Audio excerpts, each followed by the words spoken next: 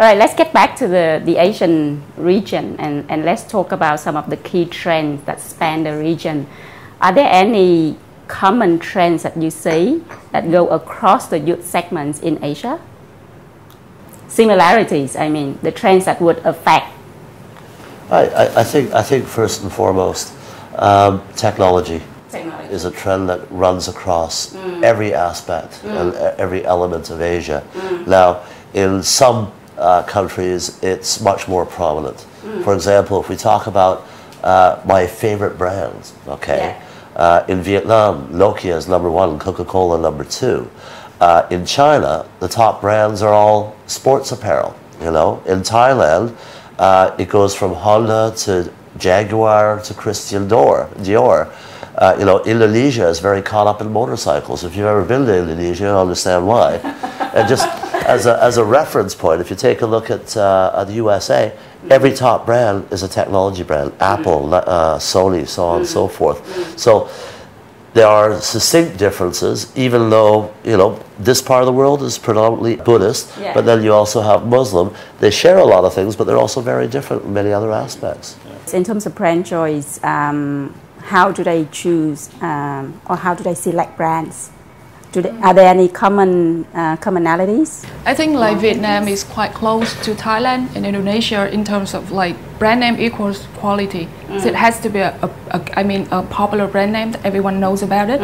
So why like in China, innovation is the key. It's not like no longer it's the kind of popular brand name. Like, what does it mean by innovative though? Does it mean that you have to launch new products all the time or? Innovation maybe work differently for China. In Vietnam, like innovation, it means like bringing new, really new and something like really never before in Vietnam, something like that. If you recall, with the what's the phone, the iPhone, in China, a guy has just cracked the whole iPhone thing and developed his own iPhone, and now that's super big. It's not a big brand, but it's innovative, it's cheap, boom, stylish, good quality, go away. In Vietnam, it's still very much about the resonance of the brand name because that creates popularity, and Vietnam has this collective mentality. So it's okay to be unique in a collective. Okay, so when choosing brands, Vietnam has had 15 years of this economic tsunami of good news. I remember in 2008, 5,000 new brands hit the shelves. So Vietnamese are always looking for something new because they've grown up with nothing but new. Like when I came here 17 years ago, there weren't brands around. Everything was in plastic bags. Even a cola came in a plastic bag with a straw. You know, so they've grown up with this change. So they expect more change. Mind you, it has to be saddled or attached to a brand name that already has high awareness and quality perception. I think in these emerging markets, the first benefit of being a brand is the association with quality. And then branded is quality. If it's known and recognized brand, there is a halo of quality. And that's probably what the first thing that you have to do as a branded enterprise, if you want to attack these markets, is to make sure that you build a trust in your quality standards. Are there any health trends in Asia at all? Yeah, we can see it quite clearly, like for health, particularly for Vietnam. I think probably different from the health idea in other Western countries about dieting, eating the right things. Here in Vietnam, like health is more of a, food safety, hygiene, and the young people are really aware of what is happening around them, and they spread the news really fast. This place is not good, like for food hygiene, safety. Eating healthy is about eating the clean food. Is that across the board from other regions as well? Other markets as well? A couple of years ago we had the melanine scare, okay, out of China, which impacted Vietnam very heavily and also other countries. But what we're seeing is that as these countries develop, as air pollution becomes worse, as manufacturers cut corners, as product takes longer to get to market, I think it does cut across all, because in the past you would go to your local wet market and pick up your fish, rice, and whatever else. Today, people are more and more going to the modern trade because they trust the quality. You have expiry dates on things, and so on and so forth. So, in terms of food safety and hygiene, yes, I think it's prominent across Asia, more so in Vietnam, because Vietnam actually was very healthy and has gone the other way because of the development and all the negative aspects of that come with development.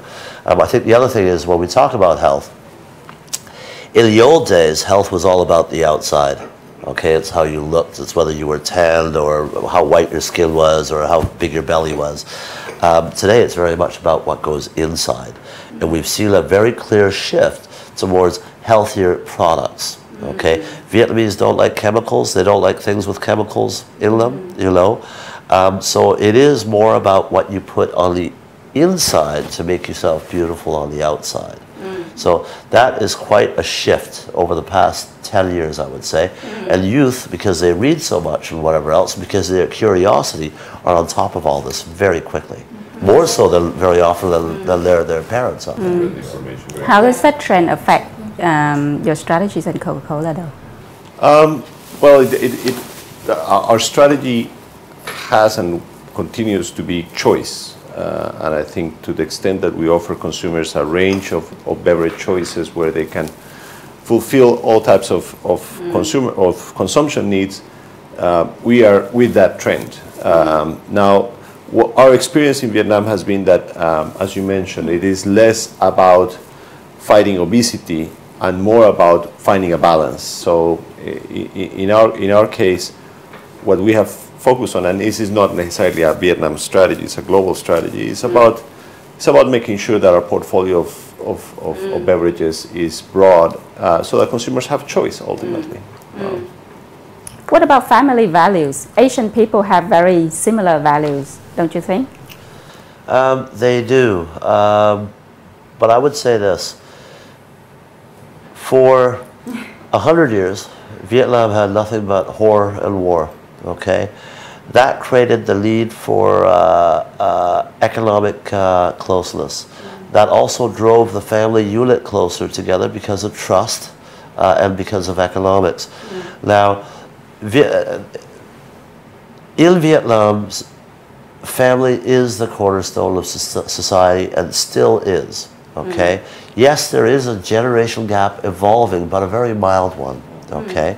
And one of the things we see is we ask the Vietnamese, what's the most important thing in life? To have as much fun as possible, but yet 60% prefer to eat with their parents every night.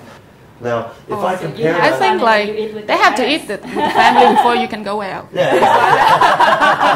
So that's balancing. But I think, where, China, Malaysia, these places all have 10, 20 years on Vietnam in terms of development. So when you ask the same question, how important it is to eat with your family, it's only about 25, 30% I think it's important. So family values are still intrinsic to the whole culture, so you have to respect those family values. You have to make sure you don't stomp on one to create this wow, you're a teenager, have fun party, because elders are still highly revered in this culture, So family is still super, super important, but it's that balance of family and here's my own life and here's what I'm going to do and here's who I am and here's self-expression.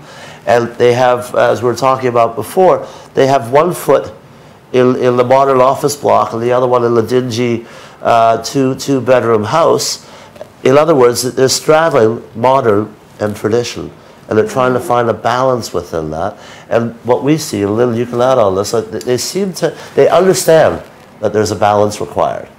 Now, how they deal with it, I think we're going to have to wait a few more years to find out. But family providing, balance and the security as well, especially for the young people.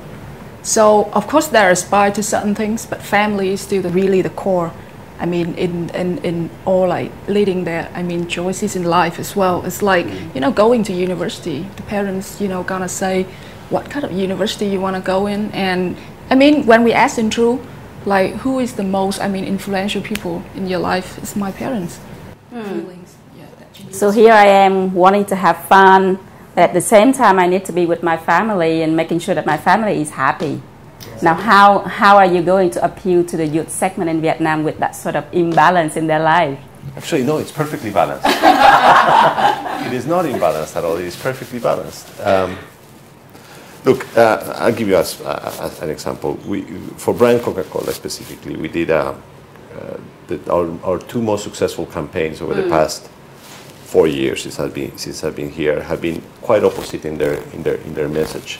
On the one hand, a few years ago, we did a campaign that was all about finding that opportunity for self-expression. So we called it "You Never Know Until You Try."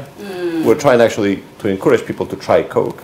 To say, so it was a little bit of playing words, but at the same time we wanted to invite people, young people, to try new things, to try parasailing, and to try dyeing their hair pink, and to try things that were slightly out of their normal lives.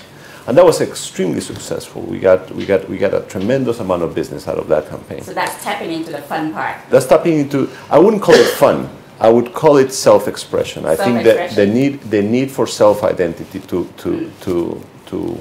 determine and establish who you are is what's really at the core of youth. Then our other very successful campaign was during the TED holiday. And that campaign was all about daughters and sons paying homage to their parents during the TED holiday. And it was in a very done in a very modern voice with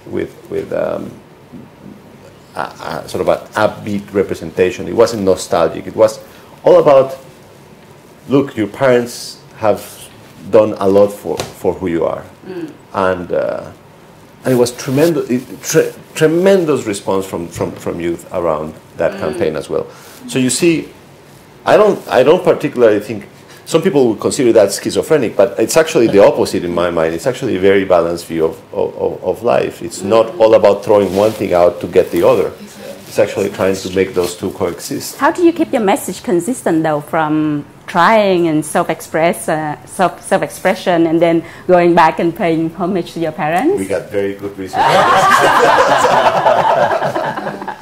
Well, that's actually a very good question. I would just simply say that